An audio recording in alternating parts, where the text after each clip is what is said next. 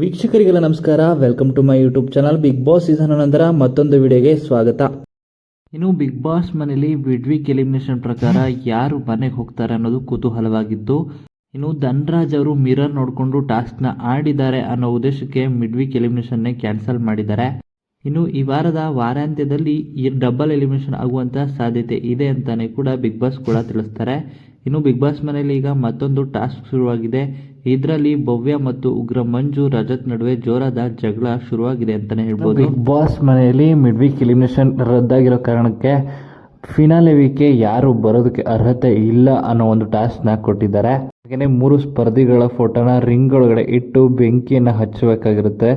ಈ ರೀತಿಯಾದ ಒಂದು ಚಟುವಟಿಕೆನ ಕೊಟ್ಟಿರ್ತಾರೆ. ಅದೇ ರೀತಿ ಇಲ್ಲಿ ಉಗ್ರ ಮಂಜೂರು ಭವ್ಯ, ರಜತ್ ಹಾಗೂ ಗೌತಮಿಯರ ಫೋಟೋನ ಹಾಕಿದ್ದಾರೆ.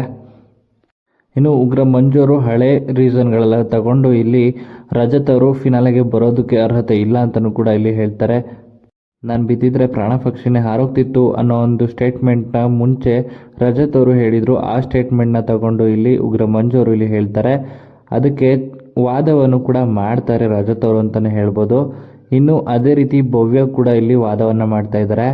ಇನ್ನೊಬ್ಬರನ್ನ ಕುಗ್ಸಿ ತುಳಿದು ಮುಂದೆ ಹೋಗ್ತೀನಿ ಅನ್ನೋದು ಸರಿ ಇಲ್ಲ ಅಂತಲೂ ಕೂಡ ಭವ್ಯ ಅವರಿಗೆ ಉಗ್ರ ಮಂಜು ಹೇಳಿದಾಗ, ನಾನು ನಿಮ್ಮನ್ನ ಕುಗ್ಗಿಸ್ತೀನಿ ಅಂದರೆ ನೀವು ಅಷ್ಟೊಂದು ವೀಕಾ, ಹಾಗಿದ್ರೆ ಬಿಗ್ ಬಾಸ್ಗೆ ಹೇಳ್ಬಿಟ್ಟು ಈಗಲೇ ಗೇಟ್ ತೆಗೆಸ್ಕೊಂಡು ಹೋಗ್ತಾ ಇರಿ ಮನೆಗೆ ಅಂತಲೂ ಕೂಡ ಭವ್ಯ ಅವರು ಇಲ್ಲಿ ಉಗ್ರ ಮಂಜುಗೆ ಟಾಂಗ್ನ ಮಾಡ್ತಾ ಇದ್ದಾರೆ.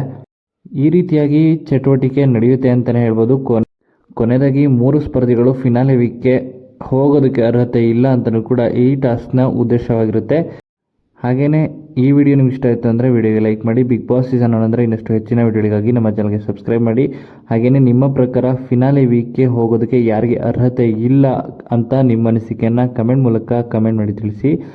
ಹಾಗೆಯೇ ಭವ್ಯ ಮತ್ತು ಉಗ್ರ ಮಂಜು ಅಂತ ನೋಡೋದಾದರೆ ಇಬ್ಬರಲ್ಲಿ ಯಾರಿಗೆ ನಿಮ್ಮ ಸಪೋರ್ಟ್ ಇರುತ್ತೆ ಅಂತ ಕಮೆಂಟ್ ಮೂಲಕ ಕಮೆಂಟ್ ಮಾಡಿ ತಿಳಿಸಿ.